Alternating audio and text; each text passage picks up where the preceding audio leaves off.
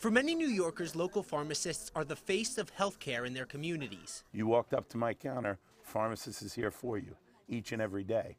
That's a valuable asset that this city and this state cannot afford to lose. Roger Paganelli and his brothers run Mount Carmel Pharmacy in the Bronx, but he and just about every other local pharmacist in the city are worried about how long their businesses have left.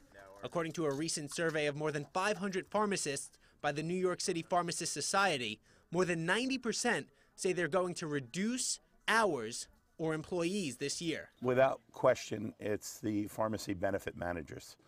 They are the middlemen who make the prices, make the deals between the drug manufacturers, the insurance companies, and the pharmacies. Pharmacy benefit managers, or PBMs, determine how much the pharmacies are paid for the drugs they sell.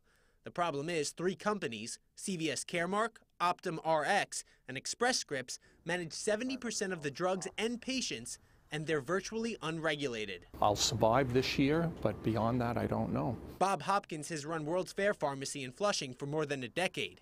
He says he has no idea what other pharmacists are getting paid for the same drugs he's selling because he's contractually prohibited from discussing it by the PBMs.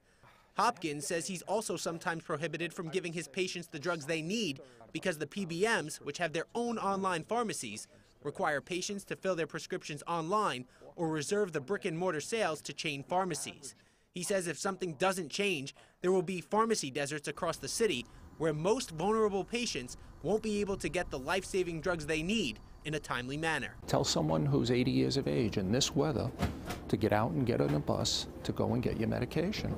And over the last 6 months, Hopkins says his reimbursement rate has actually gone down 40%, which means every time he rings up a drug, he might actually be losing money. There are a number of drugs all day long that we take a loss on, yes. And by contract, we can't refuse to fill the prescription. Even if a pharmacy makes money on a sale, the PBMs can claw some of that profit back through direct and indirect remuneration fees at the end of the month. Pharmacists say those fees are completely unpredictable, so they're impossible to plan for. We reached out to the 3 major PBMs for comment on this story, but they didn't respond. Joe Messeri, Pix 11 News.